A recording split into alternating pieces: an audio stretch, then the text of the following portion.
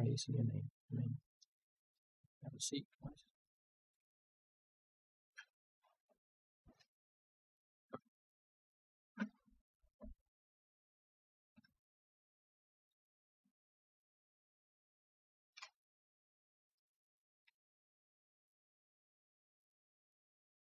Please help me to welcome once more our first speaker, Sheridan. Good morning.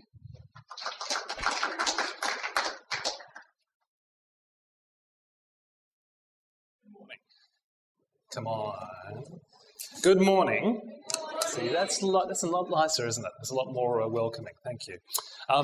Really appreciate the opportunity of coming and speaking with you this morning. I've been looking forward to this for some time. And thank you to Martin and for the team for the invite to speak. Am I sounding okay? I feel like a little bit like I'm in a fishbowl. Do I look like It's funny, when I actually meet people, often they'll say, if they've listened to Open House or some other place that I've been on air, they'll often say, Sheridan, I didn't think you looked like that. Now, I can interpret that in one of two different ways, but then I say, well, what do you mean? And I remember a girl when I was in Perth, and we met at this radio station I was working at, and she said, oh, Sheridan, I didn't think you looked like that. I thought you were 60. Which is lovely. I was helping a friend when I was still living in Perth, putting up some gyprock on one of his walls, one of his rooms that he was renovating. And he had invited another friend around to help as well. And after a while, this friend and I got talking, and he said, so Sheridan, what do you do? With a voice like that, you either work in radio or you're a used car salesman. So just think of me as a 60-year-old used car salesman, and we'll all be fine. Well, it's nice to be with you this morning. Yes, indeed, I've been looking forward to this for a while, and I just would be interested to know where you're coming from. Help me out in terms of what you're currently doing at the moment. Any Year 12, Year 11 students here? Yep, okay, we've got a couple, good. University, studying what? Just call it out. Engineering? I can spot a trend. Sorry? See, they're actually sitting behind each other, so they think that I'm looking at them at once. At the back? Primary teaching and IT. Okay, right. In jobs somewhere? Call out just a few, just to give me an idea. Music teacher. Sales rep for? Bible Society. Okay. I'm going to make sure I've got my Bible in place. There's just some NAV sitting there. Anybody else? What else? OT? In banking? Any other jobs? Just throw them out. Psychology? Oh, pathology. Okay, that's better. Okay, great. I've lived in three capital cities of Brisbane, three capital cities in Australia so far, Brisbane, Perth and Sydney.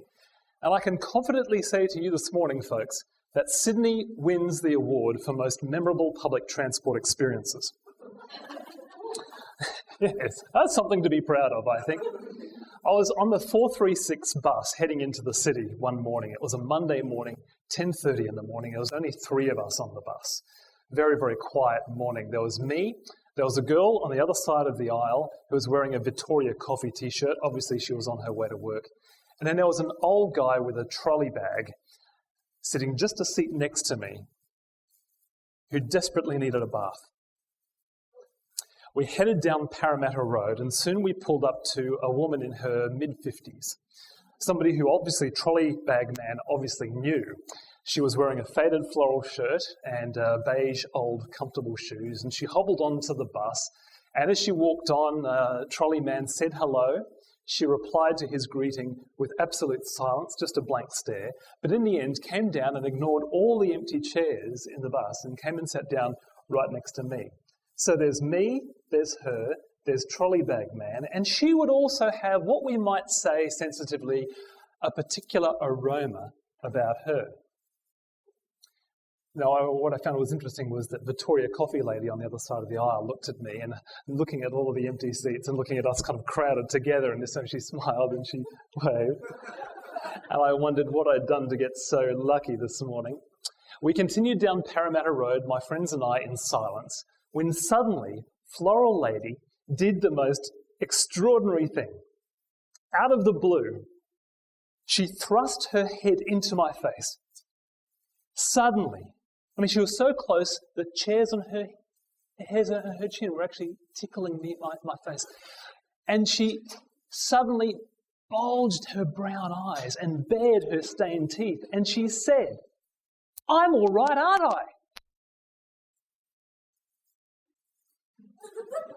I don't know how you'd respond in that situation, but I thought for a bit, and so, okay, what on earth do I say? Because I jumped. I really did jump. She caught me off guard. What do I say? And my mind raced for a really good, witty reply, but I couldn't come up with anything. So I did what any Bible-believing, theologically trained, wholeheartedly devoted follower of Jesus would do in a similar situation. I lied. "Of course you're all right." She said, "Well, some people think I'm funny in the head." And I said, "No, why would they think that?" She said she didn't know, and she fell back into silence. I tried to engage her in more conversation. What are you doing during the day? And no, she'd gone, her thoughts away in the clouds. We continued on down Parramatta Road. And I don't know, maybe it was the pungent odour from Mr. Trolleybag Man, or maybe she was just bored with my conversation. But after a while, she pulled herself out of the seat, and she crossed the aisle. And ignoring all of the empty seats in the bus, she went and sat next to Coffee Girl. I smiled and waved. Coffee Girl was a very friendly girl, and she did the same thing as I. She tried to engage her, said, "Oh, hello, how are you? How are you?" And Floral Lady wouldn't have anything. She said nothing. She just went and sat next to her. And a few minutes later, she did it to her. Bulging eyes, bared teeth. "I'm all right, aren't I?" Coffee Lady jumped. And you could tell her mind was running through. What do I say now? "Well, of course you're all right. Because some people think I'm funny in the head." Now, why would they think that? A little bit later on, the silence was broken when Floral Lady actually did pipe up again, and she said how every month she had to go and have injections. But she said, if truth be known, it's not me who needs the injection, it's the doctor who needs the injection. Because I am all right, aren't I? And I thought to myself, how many more times during that day would that question be asked of complete strangers? I'm all right, aren't I? And I thought, how deep is the anxiety in that woman's soul that she would search for assurance so desperately that she would go up to any stranger on the 436 bus and seek it. Now, there's no doubt my floral-dressed, bulging-eyed, freaky-smiled friend was a little out of the mainstream, that's for sure, but ultimately she is no different to any of us. All of us have questions on our heart, deep questions on our heart, which only in our quietest, most vulnerable moments will we listen to. They're always there, always deep down, and often it's only in the quiet moments, maybe as we're lying in bed waiting for sleep to come and we're reflecting on the day's successes and failures, that we start to hear those questions. Maybe it's only in the quietness of sitting in a 436 bus rattling away down the Parramatta Road that we actually start to have that space where we start to hear those deep questions on the soul. It was interesting that a number of years ago, George Bernard Shaw said, if you want to know what a society thinks, look at what it searches for. And as I read, as I reflect, as I listen to the news, as I listen to the guests and the callers in particular that we have on Open House every Sunday night, I'm discerning 4 questions on the nation's soul. 4 questions that we are anxiously looking for answers to in our current society. And I want to explore those 4 questions and the social trends that I actually think are being forced up to the surface by those questions. Okay? 4 questions on the soul of our nation right now. 4 questions on the soul of society, on individual hearts and minds that are being asked right now, and desperately we're looking for some answers. Question number 1. In a materialistic world, where can I find meaning? In a materialistic world, where can I find meaning? We had a futurist on the show recently. His name's Richard Watson. And he's written a book called The Future Files. And in The Future Files, he talks about 5 big global trends that are happening right around the world. And he talks about one of those global trends being a renewed search for personal meaning. Now, you don't have to look very far to realize that he might just be right. One of the biggest trends in tourism right now is what's called voluntourism. I don't know if you've heard of it. Voluntourism. It's like a gap year for adults. So what you do is you take your annual leave, and instead of heading off to Lord Howe Island and bobbing away in the iridescent blue lagoon of Lord Howe, it feels good, doesn't it? Instead of doing that, you take your annual leave and go on voluntourism, and you go and build an orphanage in Uganda, or you go and teach English in Guatemala. Australians are starting to look for something a little bit more meaningful to do in their holidays. It's never happened before. Isn't that fascinating? And so what some of the journalists, one particular journalist was actually saying, voluntourism is what you do when sipping margaritas by the poolside loses its luster. So you've been doing that for so long, and it doesn't really do anything in here. And so voluntourism has come up to the fore. Another trend which is significant is the trend to find meaning in the workplace. A number of you may well experience this if you go into work for, say, one of the big multinational companies. More and more there are books, there are articles being written about finding meaning in your workplace. We've seen the invention of the workplace chaplain in recent years. Chaplains that are actually committed to the workplace and coming in and having a moment with you to sit and hear how you're going. Some companies are actually running courses on meditation and journaling for their employees to try and help them find a meaningful part of their life in their job. There are authors now that are writing books that are saying the company of tomorrow will have to not just produce a product or give a service, it'll have to change the world if it wants to retain good staff. Now, isn't that a change in the way we've actually seen business in the past? They're wanting to have a meaningful workplace. I got speaking to the social responsibility manager of one of our big corporate banks.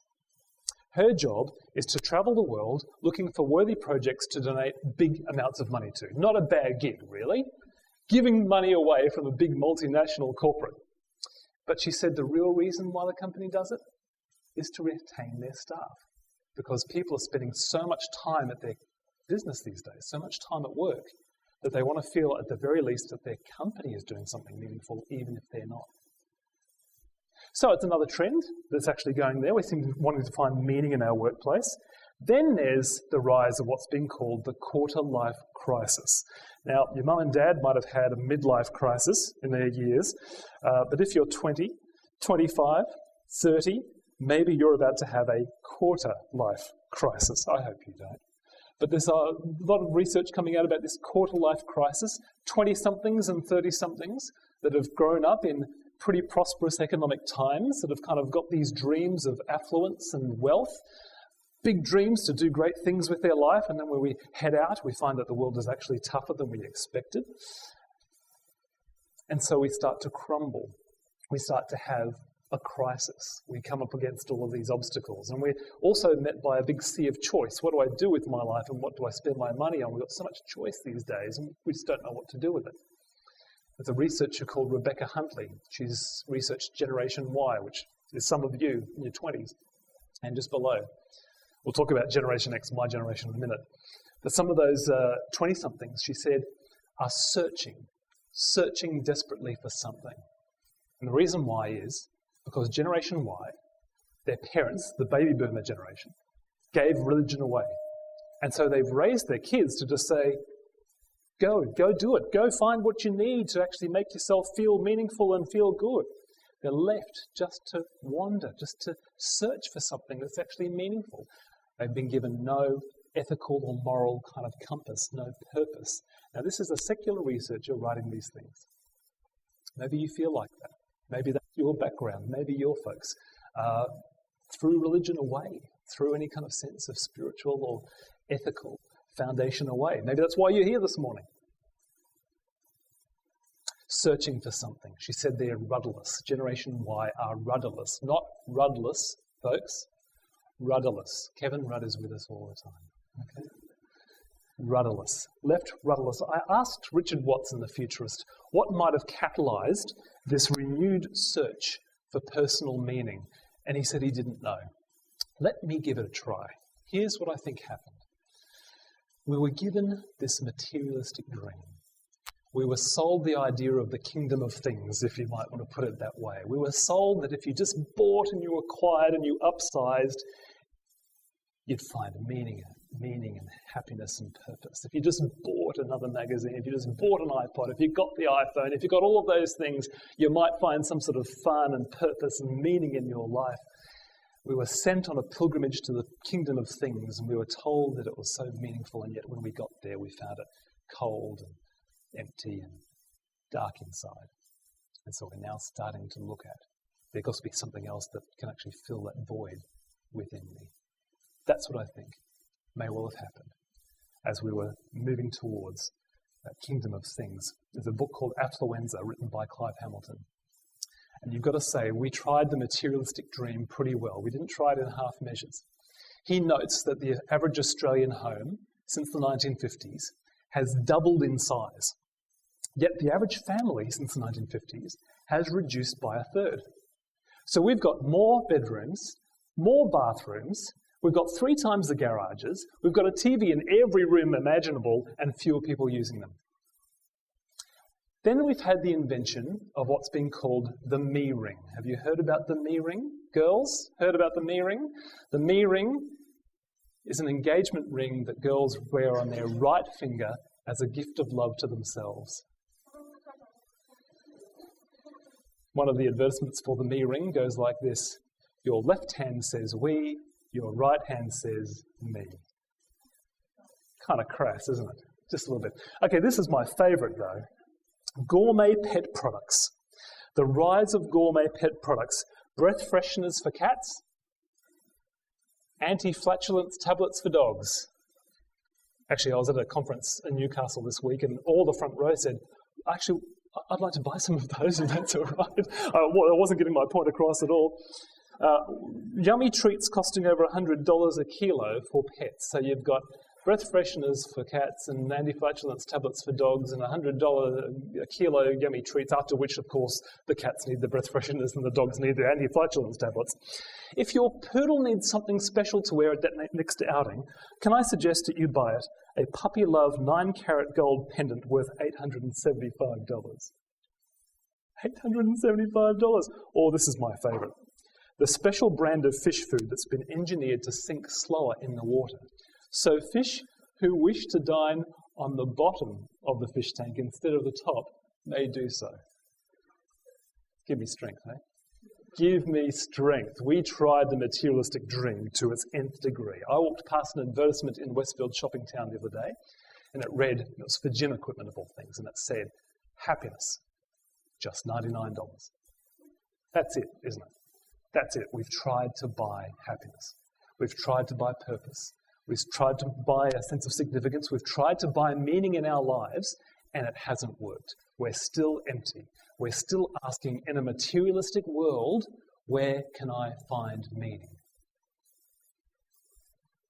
It's a question that not a few of my open house guests every Sunday night have actually asked as well.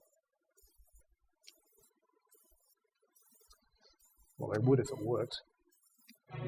Brian Head Welsh is with us, originally from the band Korn. I had all this money and this fame and stuff. When you could buy anything you want, any car, any house or whatever, you think that it would fulfill you, but it just didn't fulfill me. Yeah. And that confused me a lot. We're talking to Marina Pryor on Open House tonight. I sort of went on and did the big shows like Cats and Les Mis and Phantom of the Opera. So my profile became very high and I had all the worldly things, the trappings of status and success. But I used to lie awake at 3 o'clock in the morning just feeling empty. Anne Rice is our special guest. There's a protest going on in those books. Lestat and Louis and Armand, the vampire heroes and heroines in those books, they protest. They shake their fists at the night. And they say, we want to find some meaning. And it's me sort of having a fight with myself. I became convinced early on that God didn't exist, and those books are about rebellion. Gloria Gaynor, welcome to Open House. And I have cars, jewelry, and I have furs, and I have everything that a person would call success, but I felt unfulfilled. I started on a quest to learn what it is that could possibly make a person feel fulfilled when they seemingly already have everything. His name is Thomas Keneally. Meaning is everything, and humans will never cease pursuing the question of meaning, nor should they. There's no escaping it wherever you go. There's a popular personal development seminar that's getting around our capital cities in Australia right now. And the great crescendo at the end of the conference, it's a week-long conference, the great crescendo is when the leaders get up and they say, life is meaningless. So go and do what you want. Make it meaningful somehow. It's all up to you. What a burden to carry. No wonder we're feeling weary. But friends, can you hear a voice? Can you hear a whisper of one calling out, come to me, all you who are weary and burdened, and I will give you rest. Question number 1 on the nation's soul. In a materialistic world, where can I find meaning? Question number 2 on the nation's soul. In a confusing world, where can I find guidance? My wife told me about a colleague of hers, young woman, single girl, who in her loneliness one Saturday afternoon walked down to the local fortune teller just simply to have some company, paid for her services to have her fortune read. She was asking those questions that all of us ask. Where am I going? What's my future? Will I always be lonely? And she is not alone in asking those kinds of questions. She is not alone in asking those kinds of questions. This year, 65,000 people will go through the 5 Mind, Body, Spirit festivals held in Melbourne, Sydney and Brisbane alone. There are other ones. This is just the one company. Most of them will be girls, 20 to 45 years of age. And the organisers have told me that the most popular event at the Mind, Body, Spirit Festival, the place where everybody congregates, is the place they call the reading room. The reading room is where 60 psychics ply their trade for the entire conference, giving all of these predominantly women all manner of guidance, spiritual guidance on love, money and happiness. 65,000. There's a lot of people looking for guidance at the moment, wouldn't you suggest? It's not all New Age navel-gazing though. What about the rise of life coaching in the last few years? Maybe you've seen the ads for that in newspapers and magazines and online. You pay a life coach to ring you up a couple of times a week, or maybe you meet with them, and they give you advice on thinking positively and achieving your goals and maintaining a work-life balance. In its business form, it's becoming quite popular amongst executive men who actually pay a very large amount of money, I think I'm in the wrong job, to give them all manner of guidance on their work life. But it's not just bottom lines and career advice that they're getting. Here's one client testimonial. About a year ago, I began an inner spiritual journey to try and fill that emptiness we all feel at times in our lives. I had learned enough to know that it was me, not another person or thing, that was going to make me happy, but I was stuck there. I was led to Brooke, the life coach, through divine appointment, I am sure. I am now looking at it as a continuing, exciting adventure of discovery so that I can be the best me out in the world that I can be. Sounds pretty spiritual, doesn't it? In a confusing world, where can I find guidance? What are we really looking for? How do we find guidance for our lives? I think we're looking for 2 things. I think we're looking for a set of guiding values. I think we're looking for a set of guiding values that the nihilistic philosophers actually took away from us. Now, some of you in university, or have gone through university, might have read some of the philosophers like Friedrich Nietzsche. Nietzsche actually said, God is dead. He's the famous one who said back in the 60s, God is dead. Jean-Paul Sartre, another one of this kind of mob of philosophers, said all there's left is the bare, valueless facts of existence. That's it, no God, nothing like that. Another guy called Albert Camus came along and said, well, if this is right, if God is dead and all we have left is the bare, valueless facts of existence, then life is absurd. And the only question we should be asking is, why shouldn't we take our lives? Now, funnily enough, human beings don't resonate much to losing their life. In fact, we seem to be geared more to keep our life alive. And so is it any wonder that the inheritors of those ideas, predominantly Generation Y and Generation X, the 20-somethings and the 30-somethings, are looking desperately to find some sense of values to live by? Remember Rebecca Huntley talking about the fact that Generation Y are on a search for something because their parents never gave them any religious or spiritual or ethical values? Douglas Copeland, who wrote the famous book Generation X that actually coined the phrase, he actually said Generation X are on a search for a group of little rules because no big rules exist anymore. We're looking for a set of guiding values, but I think we're also looking for something else. We're looking for a guiding voice.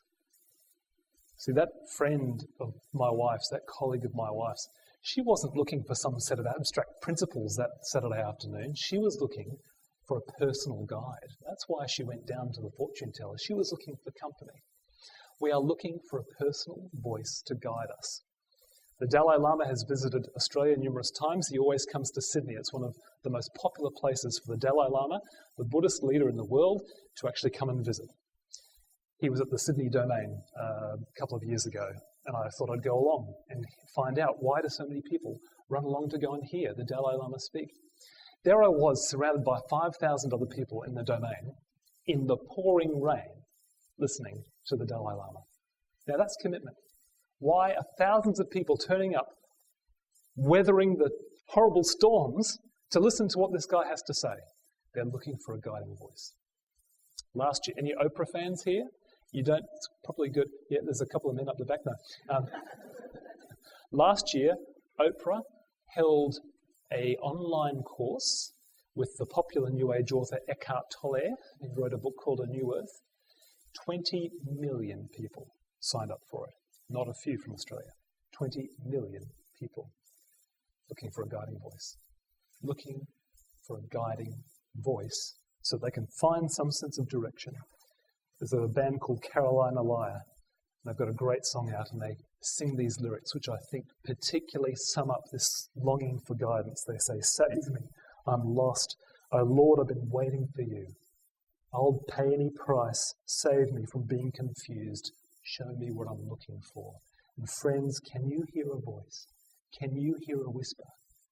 Can you hear a whisper of a beautiful voice that says to us, "You will seek me and you will find me when you seek me with all of your heart"?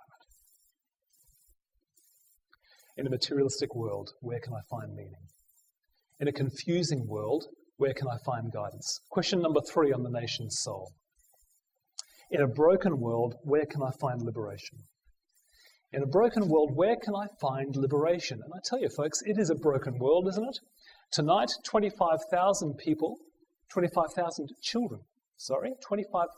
children will die from hunger and preventable causes. Tonight alone. Another 25,000 children will die tomorrow night. Another 25,000 children will die on Monday night. 25,000 children. This year alone, up to 4 million women and girls will be sold into sexual slavery. Our unemployment rate, because of the global financial crisis, may reach 8% here in Australia. It might top 8%. How about living in Haiti, Central America, where 70% of the population live in unemployment? 80% of the population live below the poverty line. It's a broken world. Right here in Australia, we could talk about a whole bunch of problems that we have. We need to run advertising campaigns to curb domestic violence against women and girls. 100,000 people living on our streets every single night. The Department of Community Services cannot find enough foster parents to look after the amount of troubled kids on their books. Something like 30% of us need some sort of stimulant to get through the day. Alcohol, drugs, antidepressants, something like that, just to make it through the day. In a broken world, where can we find healing? Where can we find liberation? That's the question. And how is that manifesting itself? What are the social trends that are starting to manifest itself as based on that particular question? How about the rise of counselling over the last few years? Is anybody studying counselling or psychology here at all? I thought we had one psychologist for a while there. It didn't turn out to be. Counselling, one statistics suggests is the fastest growing area of career choice. One of the fastest, over the last decade, one of the fastest, if not jumping every other career choice by something like 200%. Everybody's flocking to this new career path of counselling. That says something. How about the rise of forgiveness amongst the healing professions? Now, for years, generations, centuries, maybe even a millennia, forgiveness was the domain of the church. Forgiveness was something that pastors preached. Forgiveness was something that priests gave out. You know what I mean? God gives us forgiveness, but you know what I mean? In the church kind of setting in the world. Now it's turned out that the psychologists and the psychiatrists have actually seen the benefits of forgiveness. And so they have taken it into their kind of box of tools, so to speak. Psychology is getting spiritual. They're looking for ways that can help liberate a broken world and liberate broken lives. Then there is the rise of secular confessionals. Have you heard about any of these? Secular confessionals. They're websites and telephone lines for people to share their guilt. There was a project run by a guy called Frank Warren a couple of years ago. He printed up 400 blank postcards. He handed them out in the street to strangers, and he asked them, write on the back of this postcard a secret you have never told anybody else.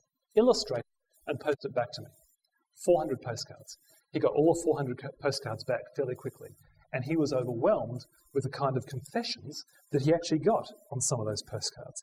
Confessions like this: I haven't spoken to my dad in 10 years, and it kills me every day. Everybody who knew me before September 11 now believes I'm dead. When I was 4, I told my grandfather I hated him. He died before I could apologise, and I'm still sorry. What about this one?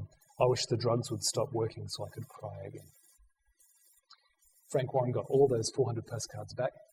Today, every week, he gets 1,000 more. People confessing their secret sins, their worst moments of their lives. Why this desire to share our deepest burdens with somebody else? That has led to a whole heap of websites launching, like notproud.com and airyoursins.com, where everybody goes online and shares their deepest sins. Now, of course, a good deal of it is voyeuristic. A good deal of it is fabricated. It's just up there, to try and titillate people and stuff like that. But some of those things really do have the ring of truth, like this particular confession from this woman who confessed to cheating on her boyfriend. And she wrote on this one particular website, I'm sorry. I don't believe in a God, but I feel I need to finally tell someone the truth, even if it's just the internet. Confession is all the rage. See, the church going might stop, the belief in God might stop, but the longing to get our deepest guilt and deepest shame off our souls does not stop. Secular confessionals prove that. Something has gone wrong with the world, and we all know it. The earth has kind of slipped off its axis. It's broken. It's kind of limping. It's buckled, and we long for it to be liberated. We long for there to be no more world wars and no more pandemics, and we long for our relationships to work properly, and we don't have any arguments, and we long to have all of these changes made in our lives. We long for broken bodies to be made whole, and so we long for the world to be liberated, and we long for our own personal sense of guilt and shame to be liberated off us as well. And folks, can you listen? Can you hear a voice? Can you hear a whisper? Can you hear that voice that says, I am making all things new? Number one, in a materialistic world, where can I find meaning? Number two, in a confusing world, where can I find guidance? Number three, in a broken world, where can I find liberation? And the fourth question on the nation's soul, in a lonely world, where can I find love? In a lonely world, where can I find love? Over the past century, the Australian household has shrunk to the point where today about 25% of Australian households contain just one person. Just one person. The single-person household is now the most common and, in fact, the fastest growing household type in Australia. Just one person living at home. Now, of course, not all of the 2 million people that live in those single-person households are lonely, but many of them are. The only mail they get is junk mail. The only email they get in their inbox is spam. The only phone calls they get are from telemarketers. That's why they're asking unique questions to people on the 436 bus heading into the city. That is why they're heading down and paying a fortune teller for some kind of company. They're longing to find some sense of love in what is actually a lonely world. You don't actually have to live alone to feel lonely, though. There was a bit of research done a few years ago that found the average Australian couple speaks to each other 12 minutes a day. Average husband and wife speaks to each other 12 minutes a day. Hugh Mackay, the social researcher, says, and just remember, that's an average. Some actually couples would speak less than that, some a little bit more, and some couples would say 12 minutes in a row. That's an eternity. 12 minutes a day. So what are the social trends that are coming up from this particular question on our soul? Our homes are becoming more lonely, and so we're jumping onto the digital superhighway looking for love and friendship. Yes, we might spend 12 minutes a day talking to our spouses, but we spend 2 hours a day on Facebook. We might have no confidants in our lives where we can actually share our deepest concerns, but we have 400 friends on MySpace. Now, Facebook and MySpace are fine. I'm not getting at them. They're a great way to keep in touch. But the research shows that the more time we spend on Facebook and MySpace, the less time we actually spend in personal one-to-one interaction. And it makes sense. You're sitting in front of a computer screen, right? So the more we spend on social networking sites, the less sociable we become. Can you see the irony in that? There's been other trends as well, especially when it comes to the online thing. I mean, it really makes relationships a bit complex. Recently, we heard about a British woman who divorced her husband because she found his computer game character kissing another computer game character. Real story. They were both members of the online program Second Life. Heard of Second Life? Second Life, you take on these avatars and you jump into this virtual world and you walk around. It's really quite amazing. You walk around all these virtual worlds and everything. So she found his animated computer game character cuddling another animated computer character on an animated sofa. It's the first known divorce over virtual adultery that's ever been heard. Isn't that fascinating? Boy, life gets complex, doesn't it? It really gets complex. Nearly half of all marriages in Australia end in divorce. 70% of all second marriages in Australia end in divorce. And with those figures, it isn't, I guess, surprising that we're seeing the popularity of prenuptial agreements coming into effect. Prenuptial agreements are when you actually write up a contract and say, okay, we'll just say we do divorce. Just say Marin and I do divorce. Well, you get the dog and I keep the car and you get the house and I get the anti-flatulence tablets or something like that because I've got the dog. So, those kinds of things. Writing it up from the beginning. I even heard recently of contractual marriage where couples are not saying till death do us part. They're saying we're going to be married for 5 years. At the end of the 5-year contract, we'll come together and renegotiate.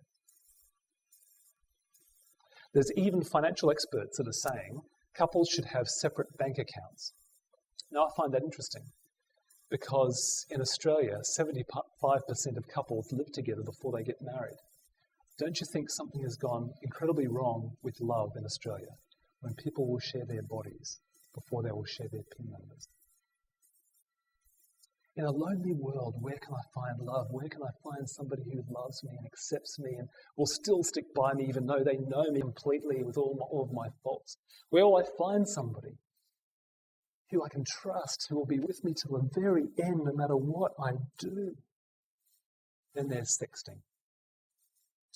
In May this year, you heard our very own state government tackle this notion of girls in particular, guys as well, but girls in particular, sending nude photos of themselves to their boyfriends via their mobile phones. Experts were saying that children as young as 12 were doing this. Now I ask you folks, where does a girl, where does a child, 12 years old, get the idea to take photos of their most intimate parts and send them to the boy down the street? Where does that idea even come from? I'll tell you where it comes from. It comes from a society that has longer-lasting sex frauds throughout its highways. It comes from a society where most kids get their sexual education from Clio, Cosmo, and FHM magazine. It comes from a society where a good deal of kids will see pornography by the age of 15. It comes from a society, in short, that basically has mistaken self-giving love for lust-filled possession. Folks, we are built for relationship. We are designed, I would say, created for relationship. You take a person, isolate them in a room, and over time a number of things happen. Number one, they will become confused and disoriented. They will become very confused and disoriented. Their sleep will be disturbed. Their intelligence will actually drop. Their empathy for others will drop as well. Some may even begin to hallucinate when you actually isolate them for days and days on end. They will become more prone to physical illnesses, and they will become more prone to heart disease just by isolating them in a room without anybody else. One researcher said, even the genes in our body will start to decay. One person said it's like premature aging. Just isolating somebody in a room, we start to decay physically. We have been built for relationship. It's part of humanity. It's part of who we are. We are not meant to be alone. So no wonder young girls are trying to get the attention of young boys. No wonder young boys are trying to get the attention of young girls. No wonder we're looking for love online. No wonder our heart breaks even over virtual adultery. The desire to relate is good. The way we go about doing it in so many instances is wrong. It hurts ourselves. It hurts others. No wonder we're built like that. And yet, can I say to you that as we continue to walk down this path and we say in a lonely world, where can I really find true love? Can you hear a voice? Can you hear a voice whispering, I have loved you with an everlasting love. Come to me. One critic called it one of modern cinema's most indelible love stories. Another critic called it a deep vat of sticky sentimentality. The critics were divided over this particular film, but I've got to say, and I'll confess it to you now, it was a chick flick, so I know this is going to hurt a little bit, but I was profoundly moved by the movie The Notebook. Girls, you liked it? Guys? I know I'm alone here, aren't I? I'm alone. The Notebook tells the story of two elderly residents in a nursing home. Duke comes and visits the ailing Mrs. Hamilton every day. In his hand is a handwritten story in a notebook. Mrs. Hamilton suffers from Alzheimer's disease. She's lost all of her memory of her past.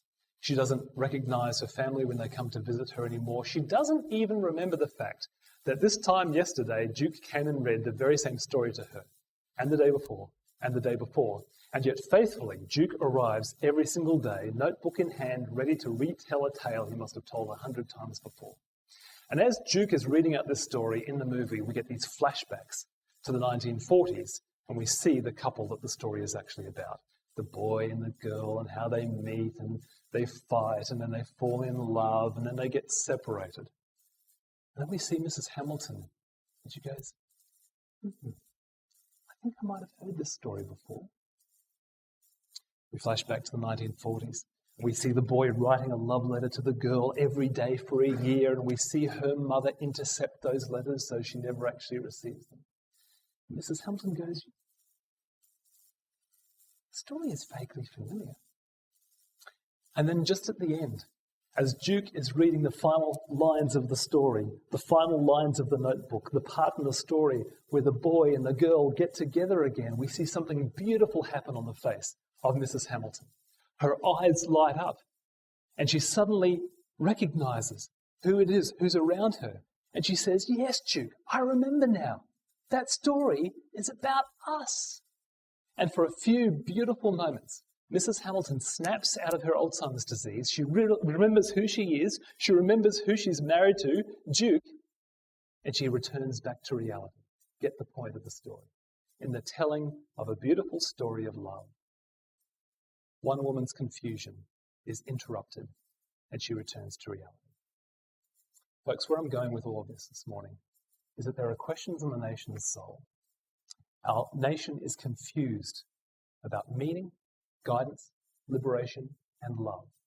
Yet Christians have been entrusted with a story that when told repeatedly, faithfully, creatively, interrupts our confusion, opens our eyes, and returns us to reality. You with me? What is that story? What is that story that can interrupt our confusion and return us to reality, that can break through everything that we're asking? What is the story that answers the 4 deepest questions on our souls in this nation? Here is the story. You might like to close your eyes and reflect on this, but here is the story. It's the story of a God who imagined earth and moon and sun and stars before each was created, who designed the atom, the DNA string, and matter's most basic elements.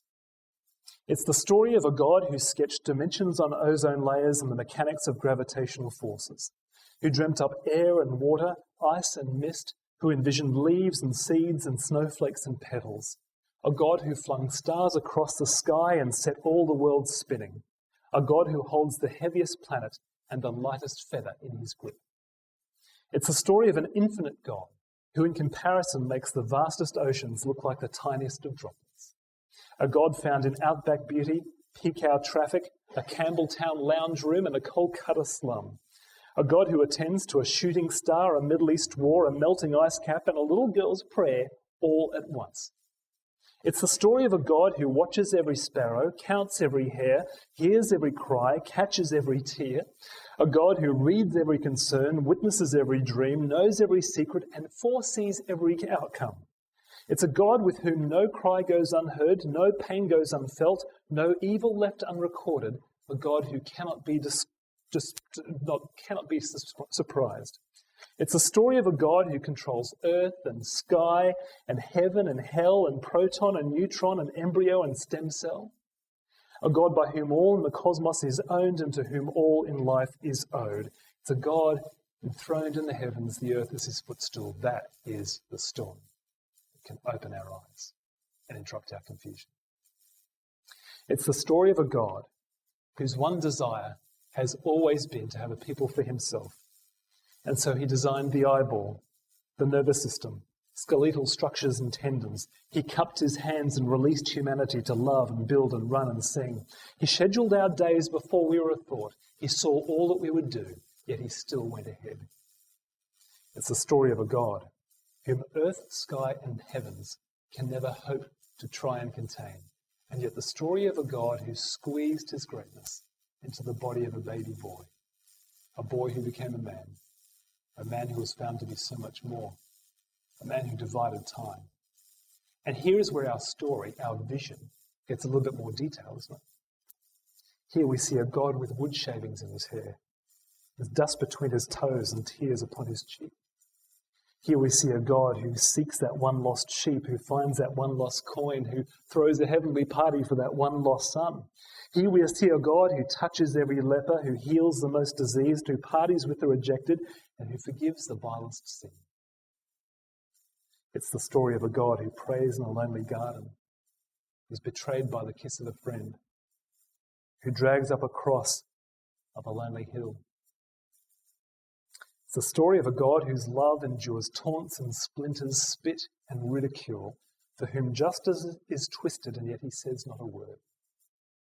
This is the story of a God who, as angels wept and demons convulsed, had one and then the other arm stretched out wide, who took rusty nails under a heavy mallet through both wrists and through both feet.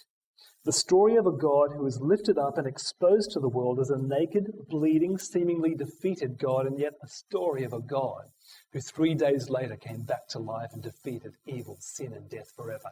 Amen? Are you with me?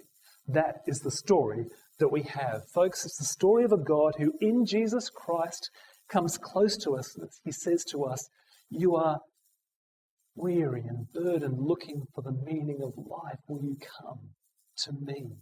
Will you come to me? I made you to live with me and enjoy me forever. Will you just come to me? I'll open your eyes to see what I see if you just come to me.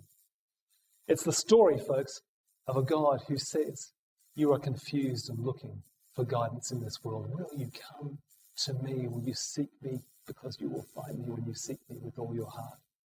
I will give you a new heart to live by, new values to live by, a voice to listen to. I will change you. will you just come to me? It's a God who says to us,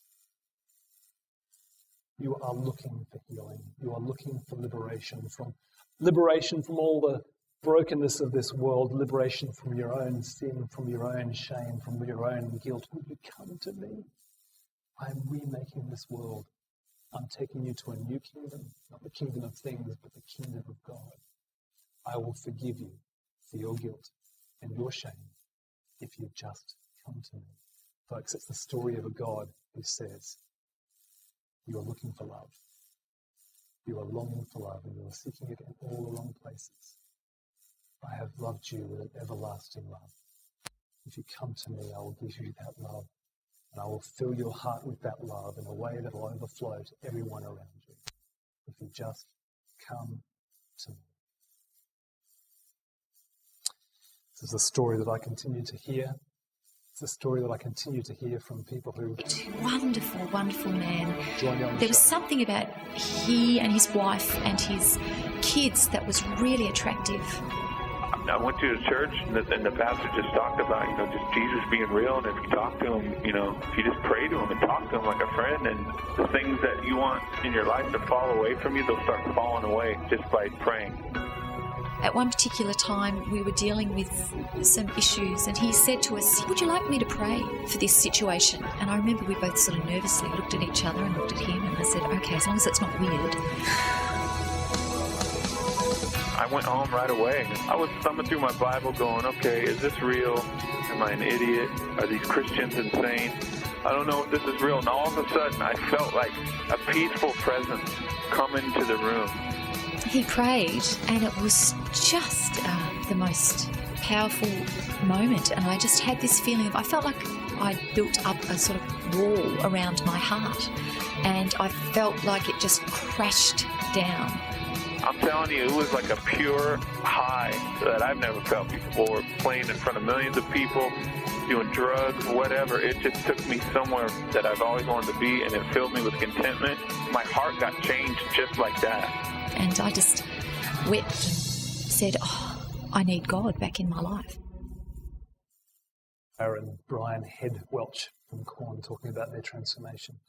Folks, we live in a society that is confused about meaning, guidance, liberation, and love. Those are the four big questions that our nation is asking. Christians have been entrusted with a story of the God of love who intercepts us, breaks through our confusion, opens up our eyes, and transforms us from the inside out. Let's pray for a moment.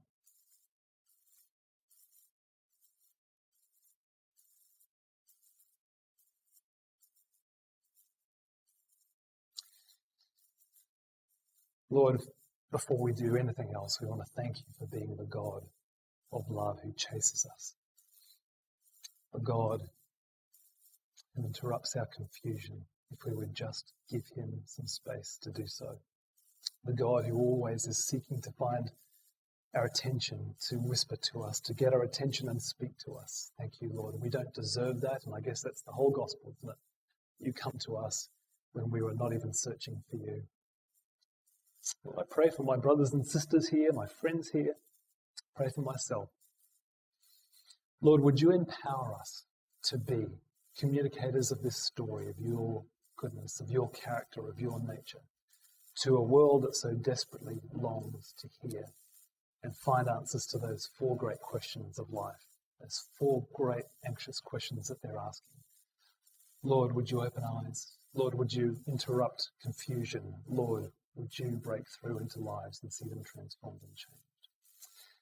Lord, I would ask for anybody here today who is actually in their own way asking one of those four questions, maybe hasn't come to a point where they really have grasped onto you as the full answer to each of those deepest questions of a meaningful life and a life of guidance through the storms of life, knowing what we should do and how we make decisions, looking for healing and liberation and forgiveness, looking for love, the deepest kind of love that even no human can actually give.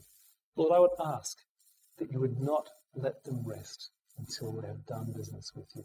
You would not let them rest until they've allowed you to come into their lives and taken over everything that they have, everyone that they are. their souls, their spirits, their actions, their futures. Lord, I would ask that you would move through us by your Spirit, and you would lead us closer, more deeply, more closely walking with you in every which way. You've done everything possible to draw us to yourself, taking on the sin that we deserve, the punishment that we deserve for our sin in the person of Jesus. Oh Lord, may that be a reality for us. We ask it in Jesus' name. And all God's people said together, amen. Amen.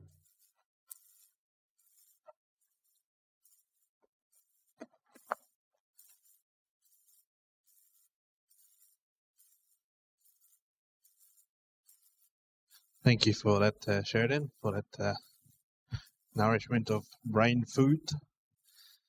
And as it's 11:15, let's have some morning tea together over in the other hall for about 20 minutes or so. If we could meet again at 22:12, Sheridan Voisey's session will be again in this hall, and Malcolm Gill's session will be over in the other hall. So if you could just make your way into the different halls at 22, that would be appreciated. Go and mingle, get to know one another, and say hello to those that you haven't met before.